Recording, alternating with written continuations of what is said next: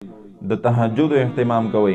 ګوره دا تهجد دومره یو برکت والا عمل دی چې ټول کال زمونږ دا کوشش وي چې مونږ به تهجد څنګه وکړو.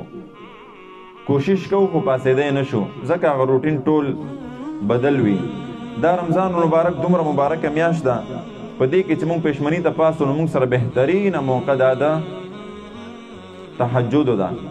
یو سړی وایي چې یاره زه تهجد نشم کولی ما نه ټایم ګډوډېږي داسې واغسې نو د هغې دپاره بهترینه موقع دا پښمنی دی.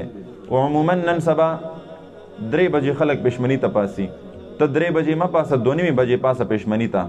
کم خلک چې وایي چې مونږ تهجد کول غواړو خو مونږ ته وخت نه میلاویږي هغې دپاره بهترینه موقع دا ده چې تاسو 2:30 بجې پاسئ پښمني ته او ډایرکټ لاړ شئ اودس وکئ.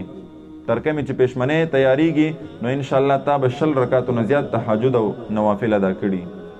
نو لہذا د تهجدو پکې اهتمام کوئ ځکه دا رمضان مبارک دی چې په دې کې دی کم اعمال وکړه د کمو اعمالو د ځان پابند جوړ کو نو انشاءالله په ذمهوارۍ سره دا خبره کوم چې ټول کال بیا ته هغه اعمال جاری ساتي. ته په پابندۍ سره تهجد شروع کا د پښمني انشاءالله ټول کال به الله تعالی توفیق درکړي او ته به تهجد کې. نو لہذا دا بانه ختمه ده چې خلک وایي چې مونږ ته ټایم نه میلاویږي یا نشو کولی یا هسې او دغسې. نو پښمني ته چې پاسې دی دا بهترینه موقع ده چې ته تهجد وکړي. او ما تاسو وویلې د تهجدو ثواب به الله په فرضو باندې درکوي لکه څنګه چې مونږ بغیر د رمضان نه فرض مونځ وکړو دومره ثواب به الله تعالی په دې باندې درکوي. د فرض مونځ اهتمام کوئ د فرض مونځ ثواب به الله رب العزت یو په 80 درکوي لکه بغیر د رمضان نه چې مونږ 80 مونځونه وکړو په رمضان مبارک کې یو مونځ وکړو نو تاسو خپل حساب لګوئ چې څومره د سیزن میاشت ده.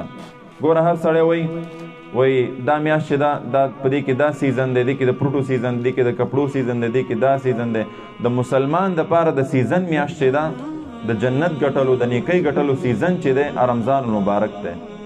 نو لہذا دا سیزن په ټول مسلمانانو باندې راغلی دی چې دا درنه خطا نشي. په دې کې کوشش وکړئ چې په الله رب العزت باندې مونږ خپل ګناهونه معاف کو او الله ته نزدېکت حاصل کو.